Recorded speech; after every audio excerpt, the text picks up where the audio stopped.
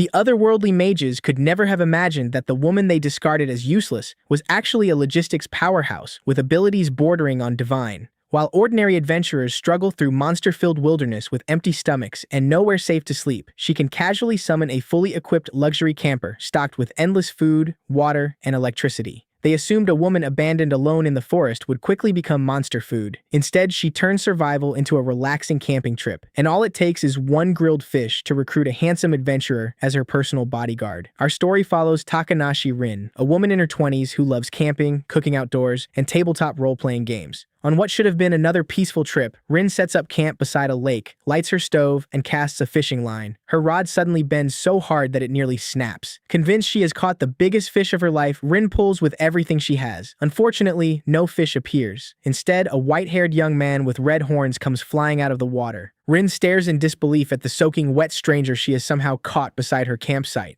Catching a handsome man instead of lunch is certainly unexpected, but she still remembers to check whether he is alive. After confirming that he is breathing, she drags him to a safe spot and allows him to rest. Then, with the emergency apparently under control, she returns to the milk salmon skewers, already releasing an irresistible aroma over the grill. The smell of roasted fish is powerful enough to bring the stranger back to consciousness. He wakes just as Rin bites into a perfectly seasoned piece of rich, tender salmon. Noticing the desperate hunger in his eyes, she offers him a skewer without hesitation. At first, the man accepts it with visible embarrassment. After his first bite, however, all restraint disappears. One skewer becomes 2, then 3, while Rin keeps grilling more and pours him barley tea to balance the rich flavor. By the time the meal is over, the man who nearly drowned has made a miraculous recovery, and the empty plates reveal just how long he must have gone without proper food. Once he has recovered enough to speak, the two finally introduce themselves. The man's name is Vil, an adventurer from the town of Elrage. During a solo mission, he removed his clothes and entered a stream, only for a small monster to raid his belongings and eat every piece of food he had packed. His equipment remained untouched, but hunger eventually pushed him into making a reckless decision. He slipped into the river and was swept downstream until he reached Rin's fishing line.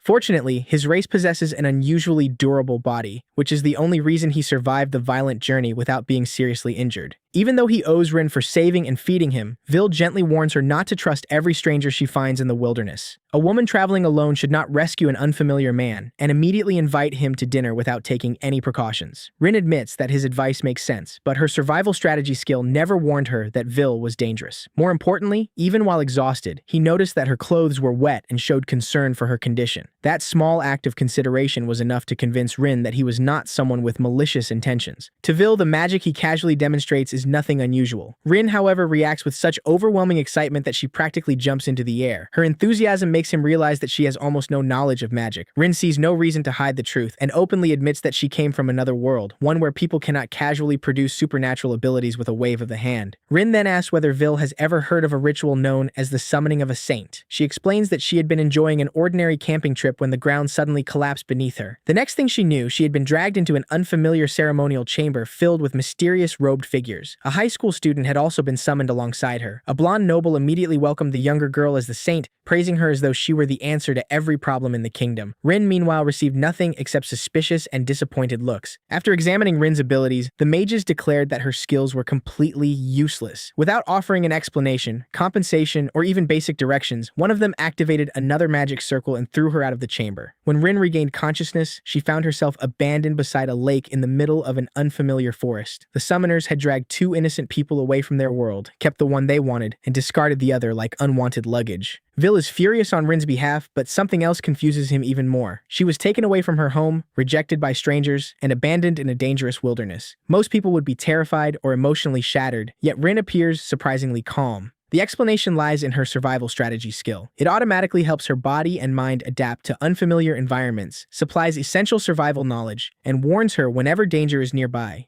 It is an incredibly powerful ability, although there is something almost tragic about a skill that makes being abandoned easier to endure. Thanks to survival strategy, Rin has maintained her emotional stability and constructed a comfortable campsite entirely by herself. Vil's eyes light up as he listens. Any adventurer would desperately want an ability that improves environmental awareness, survival knowledge, and adaptability. Somehow, the summoners looked at one of the most valuable exploration skills imaginable and called it worthless. Rin is about to reveal her second ability when Vil's stomach growls loudly enough to interrupt the conversation. The two agree that explanations can wait. Dinner is now the highest priority. Now that some trust has formed between them, Rin decides to reveal her greatest secret. She walks into an open area and quietly establishes Vill's access permission. A moment later, an enormous luxury camper appears before them. Rin affectionately calls it Mochan. She explains that it functions as both a miniature department store and a mobile hotel, and only people personally authorized by her can touch or enter it. After receiving permission, Vil steps inside and is immediately overwhelmed by the enormous interior. The vehicle contains a dining area, beds, a bathroom, a fully equipped kitchen, and even a refrigerator. Rin explains that Mochan uses something similar to spatial magic, allowing the interior and storage capacity to be far larger than the outside suggests. Food and essential supplies automatically replenish themselves by absorbing mana from the surrounding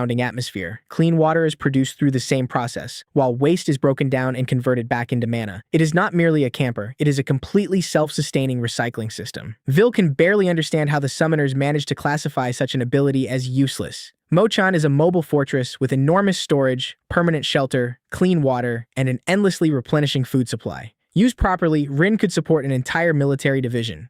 The only limitation is that Mochan can be summoned only outdoors. Since Rin was examined inside a cramped ritual chamber, the mages probably never saw the true form of the ability they dismissed. While Rin prepares dinner, Vil volunteers to patrol the surrounding area. He returns without any bad news and brings her a massive piece of Almirage loin as a gift. Rin recognizes it as meat from a monster resembling a horned rabbit. Vil offers it as a small repayment for the meal that saved his life earlier that day. Rin happily stores the meat and invites him to sit down for dinner. Dinner consists of steaming risotto and thinly sliced fish carpaccio. The soft rice absorbs the rich flavor of milk, while the fresh fish remains sweet and delicate without any unpleasant smell. Olive oil and herbs bring the entire dish together. When Vil lowers his head and eats in silence, Rin worries that the unfamiliar flavors may not suit him. Then he looks up and praises the food with complete sincerity. He admits that he has never eaten anything this delicious while camping in the wilderness. After a respectful pause, he quietly asks for another bowl. Rin modestly insists that she is only someone who enjoys cooking. Even the milk salmon skewers from lunch were, in her opinion, an ordinary outdoor meal. Vil disagrees. Plenty of people can cook simple ingredients, but very few can transform them into food this memorable. Once they have eaten their fill, he asks what Rin intends to do next. She admits that she has no idea how to return home. Still, she has little interest in spending every day consumed by anger. Until she finds a way back, she plans to use her two skills to travel, camp, and experience this new world. Vil immediately points out several problems with that plan.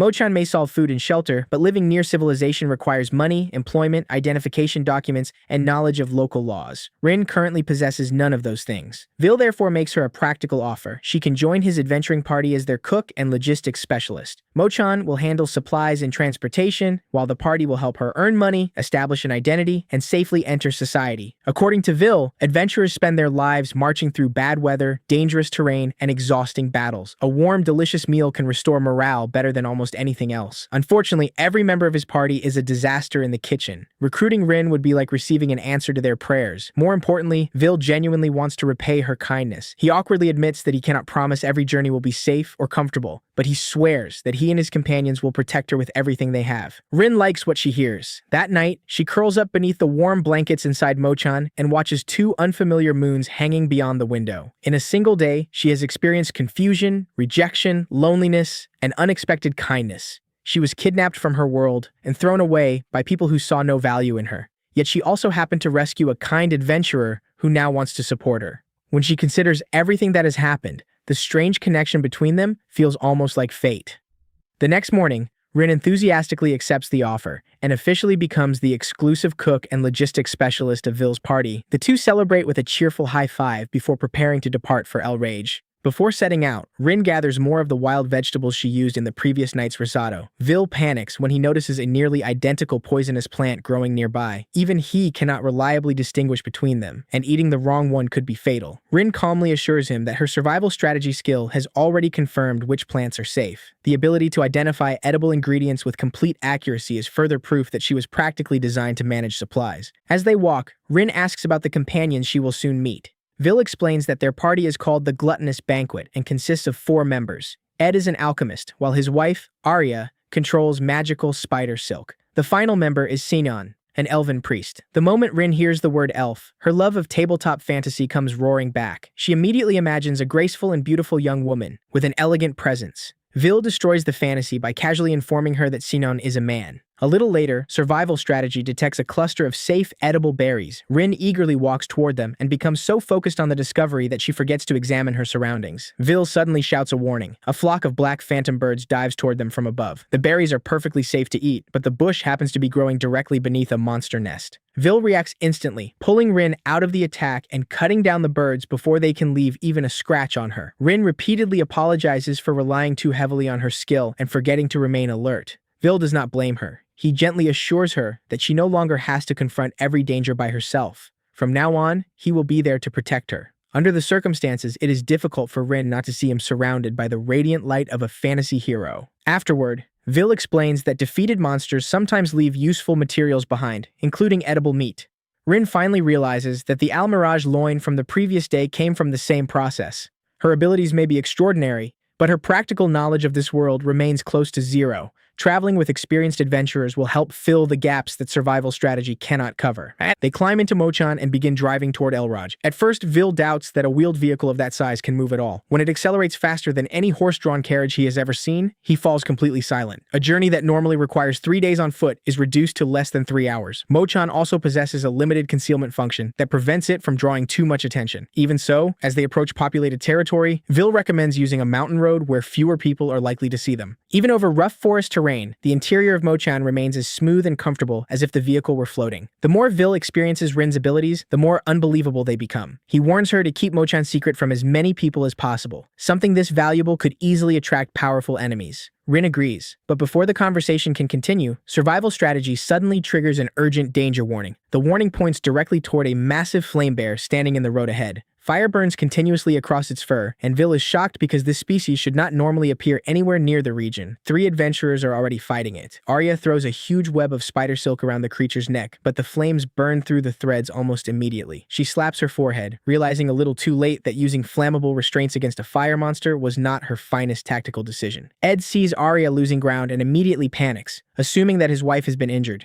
Seonyeon calmly reminds him that only the silk is burning and that Arya herself is completely unharmed. The familiar combination of personalities allows Rin to recognize them immediately. These must be the other 3 members of the gluttonous banquet. The entire party has finally gathered, although their first meeting happens in the middle of a battle against a monster that wandered far outside its normal territory. Vil tells Rin to remain safely inside Mochan. He is confident that his companions will not be defeated by a single flame bear. After giving the warning, he grabs his sword, leaves the vehicle, and joins Ed, Arya, and Seonyeon. Rin has only just accepted her new job, yet she is already receiving a front row seat to watch her future teammates demonstrate their abilities. The moment Vil emerges from Mochan, Ed, Arya, and Seonyeon casually raise their hands in greeting, as though the enormous burning bear were merely an impatient visitor. Seonyeon remarks that Vil completed the recruitment faster than expected. Ed, meanwhile, complains that his dream of enjoying private adventures alone with his beloved wife has already been destroyed. Vil rubs his face and asks everyone to postpone the conversation until after the monster has been defeated. Inside the vehicle, Rin crouches behind the windshield with her eyes shining. For her, this is the first real battle she has witnessed in another world, and the view feels better than the most expensive action movie experience imaginable.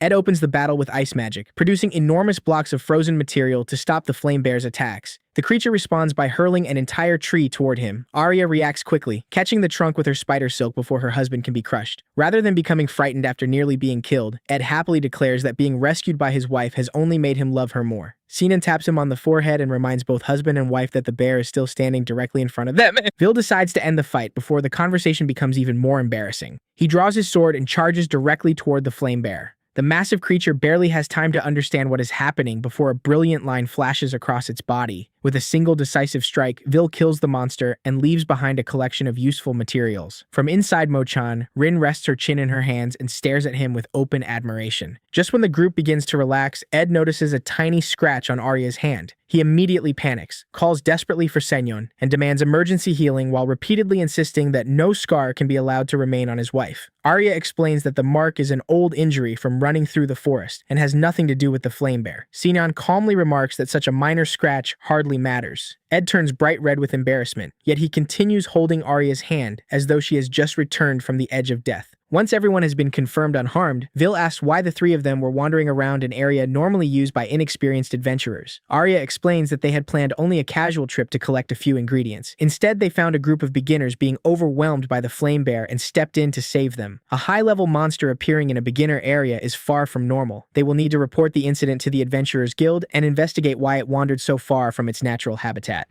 With the battle over, Vil returns to Mochan and invites Rin outside to meet everyone. The moment she appears, she begins excitedly describing how impressive the fight looked. She praises Ed's ice magic, Arya's spider silk, and Vil's decisive finishing attack with enough enthusiasm to make all three of them feel like legendary heroes. Rin may be a newcomer, but she already understands the value of complimenting her future co-workers. Vil formally introduces Rin as the new logistics specialist and cook that the party has desperately needed. The moment Ed, Arya, and Sinan hear the word cooking, their eyes shine with almost supernatural intensity. Arya immediately steps forward, grabs both of Rin's hands, and asks whether her food is truly as good as Vil claims. When Rin shyly asks what she should cook for her introduction, all three answer at nearly the same time: meat. Realizing that food will be the fastest way to prove herself, Rin decides to prepare the phantom bird meat collected earlier. Survival strategy confirms that it is safe and works especially well with a strongly seasoned sauce. Rin immediately chooses to make sweet and savory teriyaki-style grilled skewers. Rin heads into Mochan to collect her cooking equipment. Unfortunately, the three new companions have not yet received access permission. From their perspective, Rin walks into the middle of an empty field and suddenly disappears without explanation. Inside, she quickly slices the phantom bird meat into small pieces, mixes soy sauce, sugar, and seasonings into a glaze, then marinates the meat and threads it neatly onto bamboo skewers. Vil asks whether she has been using invisibility magic simply to collect kitchen tools. Only then does Rin remember that she never granted the others permission to see Mochan. She starts to correct the mistake, but Vil tells her to leave things as they are for a little longer. Watching the others become increasingly confused is far too entertaining.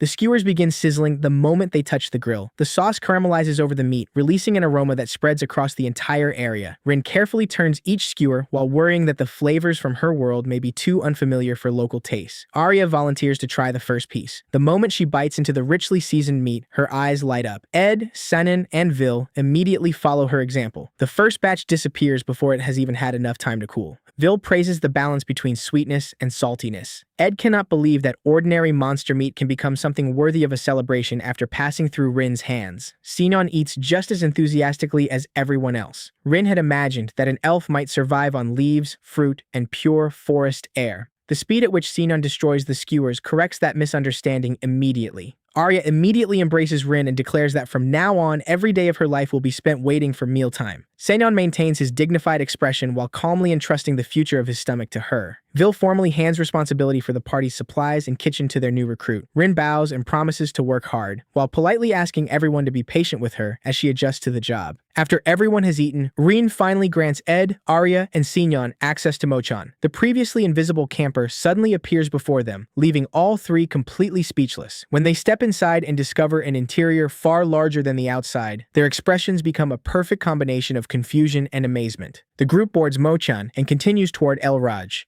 The vehicle travels faster than a racing carriage, yet the interior remains perfectly smooth. Ed, Arya, and Sinan press themselves against the windows, watching the landscape rush past while debating how the vehicle could possibly function. They suggest combinations of advanced spatial, movement, protective, and energy magic. The longer they discuss it, the more confused they become. Mochan operates far beyond the magical system understood by the people of this world. Seeing their excitement, Rin quietly asks Vil whether the vehicle should be treated as a closely guarded secret. Vil agrees without hesitation. A mobile base capable of providing transportation, shelter, food, water, and storage would become the target of nobles, merchants, armies, and criminals alike. If powerful people discovered everything Mochan could do, they might start an international conflict simply to possess it. Protecting the secret is therefore the same as protecting Rin's life. Vil then awkwardly apologizes for already reporting some information about Rin to the Adventurers Guild. A summoning from another world may involve matters of national security, so he could not responsibly keep everything hidden. Rin is not angry. She understands that she needs legal identification, income, information about this world, and any possible clue that might help her return home. Remaining completely hidden would only prevent the guild from offering assistance. As they travel, Vil explains that El Raj belongs to a large island nation surrounded by the sea. The country was founded by people who rejected war and searched for a place where different races could live peacefully. Humans, elves, dwarves, and beastfolk crossed the ocean together and built the nation over generations. Because coexistence is part of its history, an inexperienced otherworlder like Rin is far more likely to be welcomed there than feared or rejected.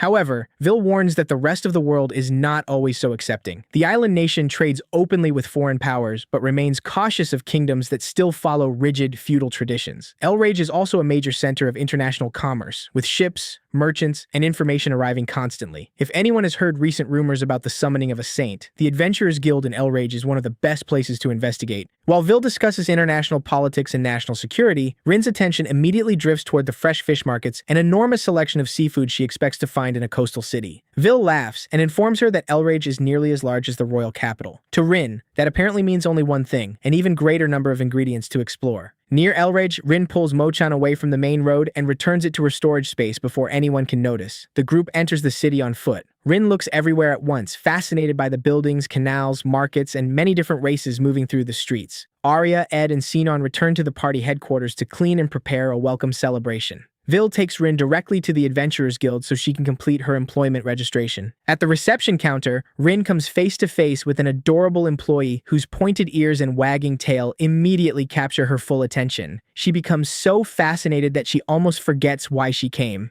Vil laughs and explains that this is Rin's first time meeting a kobold. The receptionist introduces herself as Sheila and casually mentions that she has worked at the guild for around 20 years. When Vil repeats the number far too loudly, Sheila gives him a terrifying look and reminds him that discussing a woman's age is one of the fastest ways to shorten an adventurer's life. Sheila checks the latest reports and confirms that the beginners attacked by the flame bear returned safely. With the emergency resolved, she gives Rin an application form for the logistics position in the gluttonous banquet. Rin begins writing in Japanese, only to watch the characters transform automatically into the local language. Even more surprisingly, she can read and understand everything on the page as naturally as if she had studied it for years. Once the paperwork is approved, Sheila stamps the application and warmly welcomes Rin to the guild. Vil then explains that they must meet the person in charge. The two enter the office of Guildmaster Tori, a bald man wearing an eye patch who looks more like the leader of a criminal organization than a friendly administrator. The moment he speaks, however, he proves direct, practical, and surprisingly approachable. Tori reveals that the guild has received an urgent intelligence report concerning the summoning of a saint, an ancient ritual believed to have disappeared into legend centuries ago. Tori studies Vil and remarks that he has discovered an exceptionally rare person. Not only did Vil locate someone involved in the summoning, but he also recruited her into his own party before anyone else could reach her. When questioned, Rin tells the truth. She was summoned alongside a younger student. The other girl was welcomed as the saint and taken away by a handsome nobleman, while Rin was declared useless and thrown into the wilderness. To confirm her story, Tori asked permission to examine Rin's status using appraisal magic. Vil immediately objects that a person's status information is private.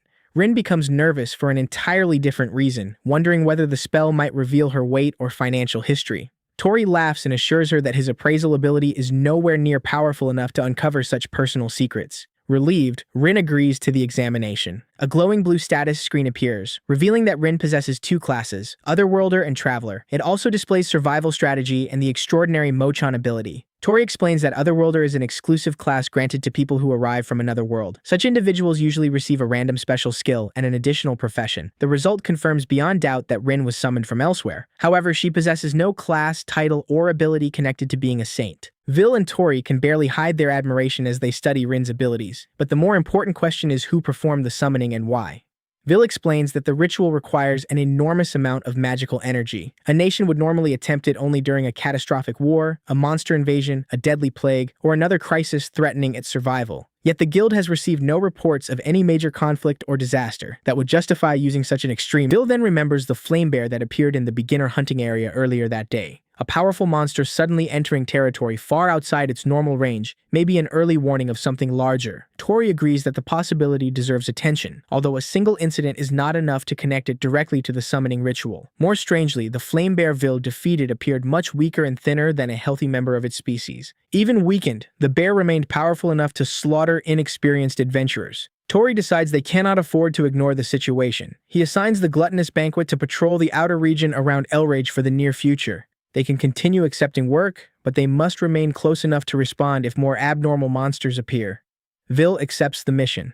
Rin watches with widened eyes, realizing that the party she casually joined is influential enough to receive an important assignment directly from the guildmaster. After leaving the guild, Rin and Vil travel to the headquarters of the gluttonous banquet where Ed, Arya, and Sinon are waiting. The house is surprisingly large. Vil explains that the previous owner died suddenly, which immediately makes Rin nervous about possible ghosts. Sinon calmly reminds her that he is a priest. If a ghost appears, he will simply send it peacefully into the afterlife. What Rin appreciates most is the enormous backyard. It provides more than enough space to summon Mochan without curious neighbors discovering the party's greatest secret. For dinner, Rin uses the Al-Mirage meat Vil collected, Tilla mushrooms brought by Ed, and the phantom bird eggs. She tears the mushrooms into smaller pieces, seasons sliced meat with soy sauce, cooking wine, and sugar, then fries everything together for a mixed rice dish. She beats the eggs with chopped green onions and rolls them into soft layers. Finally, she cuts the Al-Mirage loin into thick pieces, sears them in a hot pan, and finishes them with a glossy sauce made from ginger and soy. Rather than relying entirely on supplies from Mochan, Rin combines premium ingredients from this world with the cooking techniques she knows best. Before long, 3 dishes are ready: mushroom and meat mixed rice, rolled phantom bird eggs with green onions, and thick Al-Mirage steaks covered in fragrant ginger sauce. The aroma spreads through every room of the headquarters. The moment the food reaches the table, the entire party becomes completely silent. Rin begins sweating, convinced that she has somehow ruined the meal. In reality, everyone is simply shocked that the food looks and smells better than they imagined possible. Vil repeatedly apologizes for underestimating their new cook. Rin quickly tells them to stop staring and begin eating. Arya takes the first spoonful of mixed rice, while Ed, Sinon, and Vil immediately reach for the dishes they have been watching most closely. Arya praises the deep flavor of the Tilla mushrooms and how perfectly they complement the seasoned meat. Ed declares that the meal restores his energy as though someone has completely refilled his stamina. Sinon becomes fascinated by the rolled eggs. Their richness is balanced by the fresh flavor and slight crunch of the green onions, keeping the dish light enough to eat continuously. After only 2 bites, the dignified elven priest has already abandoned most of his usual restraint. Vil focuses entirely on the Al-Mirage steak with ginger sauce. The meat is normally unpleasantly tough, yet Rin has somehow made it tender and juicy. The sweet and salty glaze covers every piece, while the aroma of ginger makes it almost impossible to stop eating. Vil finishes his first bowl of rice and immediately requests another. Arya extends her bowl as well. Ed loudly demands both additional rice and more meat. Even Sinon abandons his pride and announces that he refuses to sit quietly while everyone else eats the remaining food. Within moments, the peaceful dinner table becomes a battlefield where every member of the gluttonous banquet fights for one more serving. After receiving a mission to survey the area surrounding Elrage, Vil gathers the gluttonous table to discuss their route. He suggests starting at the coast before circling back toward the city. The moment everyone hears the word beach, however, the entire party forgets the word survey. Ed starts thinking about fish. Sinon remembers that shellfish are currently in season, and Arya immediately decides that lunch must involve seafood. The 4 reach an agreement so quickly that Rin never gets a chance to object. She's only just finished making breakfast, and this group is already scheduling lunch. They clearly live to eat rather than eat to live. Just as they are preparing to leave, a young cat beastman named Rent arrives at the base. He is a member of Lucky 4-Leaf Clover, the beginner party that was attacked by the flame bear during the previous incident. Rent bows deeply and thanks them, explaining that without the gluttonous table, his entire party might have been permanently removed from the game. Vil refuses to take all the credit because he was not present when the attack began. He simply says that experienced adventurers helping beginners is only natural. Once Rent and his friends grow stronger, they should offer the same helping hand to the next generation of newcomers. Rin introduces herself as the party's new transporter and cook, then asks why someone so young is already doing an adult's job. She quickly clarifies that she means working as an adventurer. Rent explains that he lives in a church orphanage and accepts missions with his friends to help cover the living expenses. Rin understands that he takes pride in his decision, so she does not look at him with pity. Instead, she brings out a box of homemade Halberry cookies and asks him to share them with everyone at the orphanage. Rent takes 1 bite and looks as though his soul has entered another world. The crisp biscuit and the sweet and sour berry flavor completely overwhelm him. The meeting also helps Rin understand why their current survey matters. Making the surrounding area safer will allow children like Rent to work without constantly risking their lives. The moment Rent runs away, 4 pairs of eyes immediately lock onto the remaining box of cookies. Someone claims to smell something dangerous, another says the scent is driving them insane, and the others demand to know why Rin is pretending she has nothing hidden. Rin hurriedly assures them that everyone still has a share. Only then do the 4 adventurers return to a relatively calm state. The group boards Mochan and leaves the city. They must take a fairly long detour because the magical camper cannot simply appear in the middle of a crowded harbor. Vil apologizes for making Rin drive so far, but she explains that delivering the party safely is exactly what a transporter is supposed to do. Vil points out that an ordinary transporter cannot carry an entire team inside a fully equipped mobile base. Reaching the coast on foot would take almost half a day. Inside Mochan, everyone can eat cookies, admire the scenery, and still arrive far more quickly. When they reach an empty stretch of beach, Vil, Ed, Arya, and Senyon split up to begin the survey. Rin remains beside Mochan to prepare lunch. Before the others leave, she notices their weapons and asks how they carry them so conveniently. Vil explains that each weapon was custom-made and connected to its owner through a magical contract. It can be summoned or stored at will, although such equipment is extremely expensive. Rin also realizes that this world lacks the convenient and widely available item storage found in games. Adventurers must still carry their own supplies and collected materials, which explains why professional transporters are so highly valued. The four adventurers spread out along the coastline. Arya patrols while using her threads to collect shellfish and other edible ingredients. Meanwhile, Rin begins preparing lunch inside Mochan. She cooks rice with squid and tomatoes, then takes out eggplants and fresh fish for the main dishes. Arya returns, but the moment she sees the eggplant, she admits that she does not like vegetables. Rin explains that vegetables help wounds heal, strengthen the immune system, and keep the body functioning properly. At the very least, Arya must eat a small portion, unless she wants to spend the next few days regretting it. Arya reluctantly agrees, wearing the grave expression of someone preparing to consume poison. Immediately afterward, she uses her threads to pull forward a large fish she caught during the survey. While helping Rin prepare the fish, Arya changes the subject faster than a fillet turning in a frying pan. She asks whether Rin has a boyfriend, and then casually investigates what she thinks about Vil. Rin immediately waves her hands and turns bright red, admitting that it would be difficult to dislike someone as handsome and dependable as him, while firmly refusing to say she has romantic feelings. When Arya tries to push the question further, Rin reverses the interrogation and asks how Arya and Ed originally met. In a matter of seconds, Mochan's kitchen transforms from a lunch station into a highly aggressive interview room. Arya becomes so embarrassed that she looks ready to dig a hole and disappear. Rin then delivers the decisive threat. Unless Arya tells the story, she may lose all motivation to cook, leaving the entire party to eat dirt for lunch. A threat aimed directly at the stomach is more effective than almost any spell. At that moment, Vil, Ed, and Senyon return. After learning that Rin merely asked about their early romance, Ed remarks that Arya is most adorable when she becomes embarrassed. Arya covers her face in defeat, while Rin thanks him for allowing her to witness such a rare version of his wife. The conversation pauses when Ed produces a magical container holding a strange squid he collected as a gift for Rin. She examines it with survival strategy and confirms that it is a suru squid, not only edible but considered a premium ingredient. The others immediately ask what she can make with it. Rin announces that she can turn it into everything from a main course to a perfect drinking snack. The way the gluttonous table's eyes begin shining makes the squid's fate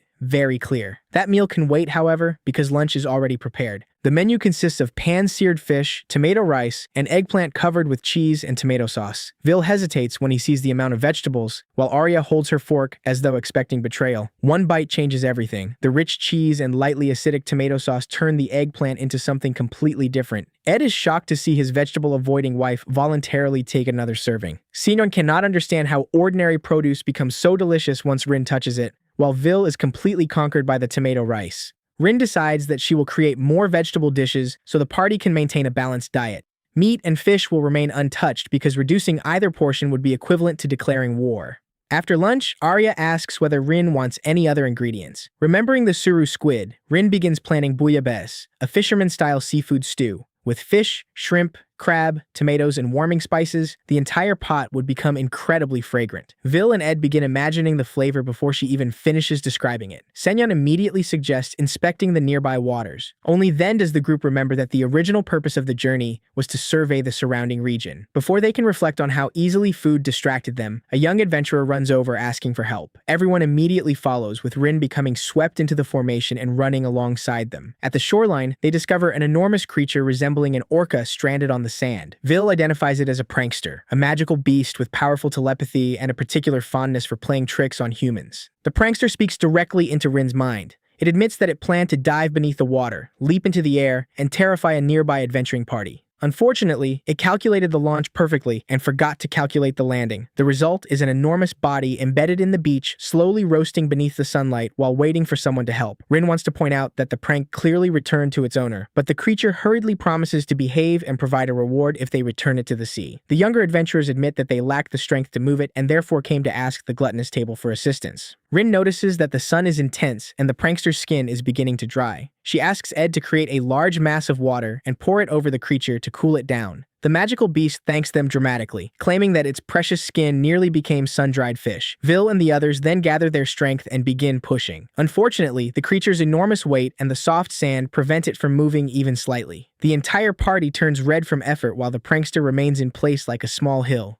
Brute force clearly cannot overcome the bank of sand separating it from the ocean. Ed and Vil continue pushing, with Ed using every bit of strength available because Arya is watching. The real obstacle, however, is the elevated strip of sand between the prankster and the water. Rin suggests creating a body of water large enough to float the creature. Ed admits that producing something of that size is beyond his ability. Rin immediately changes the plan. They can dig a channel from the sea to the stranded creature. Earth magic can form the path, while water magic creates the current needed to carry it back. Ed begins using both earth and water magic to construct the channel. Before the plan can take effect, the sea ahead suddenly begins churning. Several gigantic purple tentacles rise from the surface and interrupt the rescue. Saintess immediately activates her support magic as an enormous octopus-like creature emerges among the waves. The giant octopus reaches its tentacles toward the prankster. Even with death approaching directly in front of it, the stranded creature remains convinced that the attacker is interested in its beautiful and youthful skin. Apparently, self-admiration continues functioning even when basic survival instincts have gone offline.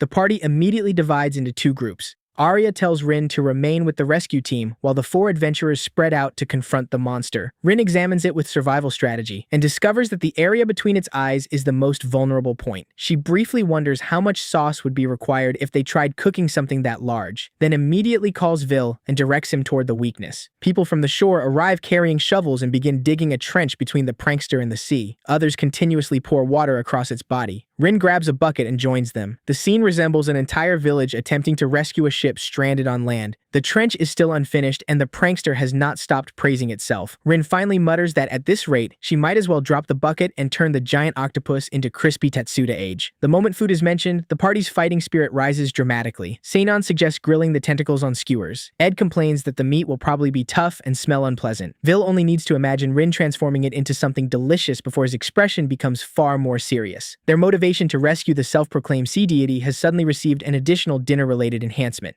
Ed attacks from a distance while Saintess supports him. Arya deploys SD Guard, using countless threads to bind the octopus's body and tentacles, creating an opening for Vil to approach. On the other side, the villagers continue extending the trench and driving water through it. Watching everyone struggle for its sake, the prankster concludes that this must be proof that the entire world loves it. Rin, meanwhile, continues evaluating which parts of the octopus would be best for frying. The moment the trench connects with the ocean, everyone pushes together and sends the prankster sliding through the flowing water. The octopus continues struggling against Arya's threads. Vil waits until the space between its eyes becomes exposed, then charges forward and drives his sword into the exact location Rin identified. The attack strikes its weakness, causing the magical beast to dissolve into particles of light. At nearly the same moment, the prankster reaches deep water. The rescue operation and the battle are completed together. The prankster returns to thank everyone and drops a large collection of fish, shrimp, crab, and other fresh seafood as payment. Before leaving, it recognizes that Rin came from another world and says that speaking with her was highly entertaining. Rin does not have time to ask how it knows because the self-proclaimed goddess of the sea immediately dives out of sight. A small unidentified red object briefly appears in her hand, adding a new mystery to the excitement of receiving so many ingredients. Arya hugs an enormous shrimp with shining eyes. Saintess declares the seafood to be a blessing from the goddess of the sea. Ed is already imagining a table overflowing with food, while Vil returns carrying a gigantic severed tentacle as an additional gift for Rin. Their collection is far greater than anyone expected. With the entire party watching, Rin immediately announces the evening menu. She sets up a cooking area directly on the beach. Seafood covers the grill, while a large pot of bouillabaisse filled with crab, shrimp, fish, tomatoes, and vegetables simmers nearby. The suru squid Ed brought back is sautéed with butter and potatoes. The aroma spreads through the sea breeze, causing every stomach nearby to begin protesting. Ed and Vil choose beer, Saintess pours red wine, and Arya raises a glass of sparkling wine.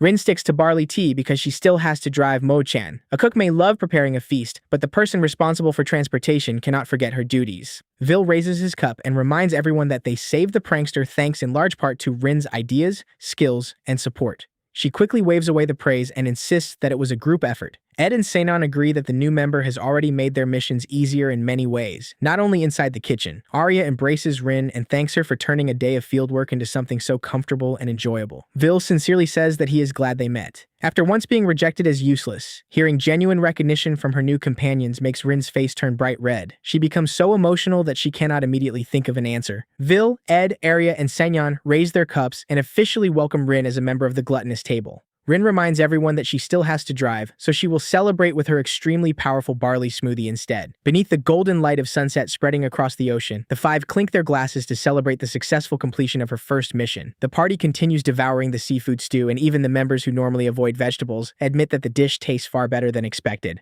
However, as darkness settles over a nearby forest, a pair of red eyes silently opens inside a stone cave covered in tangled purple threads. Sharp teeth slowly appear beneath them. No one knows what kind of creature has awakened or whether it is connected to the strange activity surrounding Elrage. While the gluttonous table continues enjoying its feast beside the sea, a new threat quietly begins to stir.